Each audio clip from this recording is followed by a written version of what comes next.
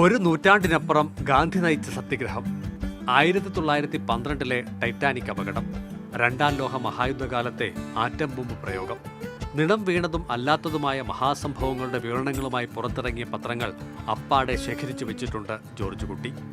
കപ്പൽ അപകട വാർത്ത പ്രസിദ്ധീകരിച്ച പത്രം 1 ലക്ഷം രൂപയ്ക്കാണ് ഫോട്ടോഗ്രാഫർ കൂടിയായ അദ്ദേഹം സ്വന്തമാക്കിയത്.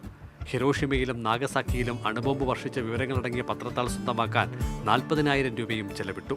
പണമല്ല, വാർത്തയുടെ ചരിത്ര സത്യങ്ങളുടെ മൂല്യമാണ് മതിപ്പായി കാണുന്നതെന്ന് വടശ്ശേരിക്കര സ്വദേശി ജോർജ് കുട്ടി പറയും. ഗാന്ധിജിയുടെ ചിത്രമടക്കം സത്യഗ്രഹ വാർത്ത പ്രസിദ്ധീകരിച്ച മാതൃഭൂമിയാണ് ശേഖരത്തിലുള്ളത്. The statesman, young India, Madras Patrika, Prabuddha ഭാരതം, ഭാരതി എന്നിങ്ങനെ ഭാഷയുടെ അതിർത്തികൾ കടന്നുള്ള പത്രങ്ങളും ആഴ്ചപ്പതിപ്പുകളും ശേഖരത്തിലുണ്ട്. OLXൽ വന്ന പരസ്യങ്ങൾ വഴിയും നിരവധി പ്രസിദ്ധീകരണങ്ങൾ സ്വന്തമാക്കി.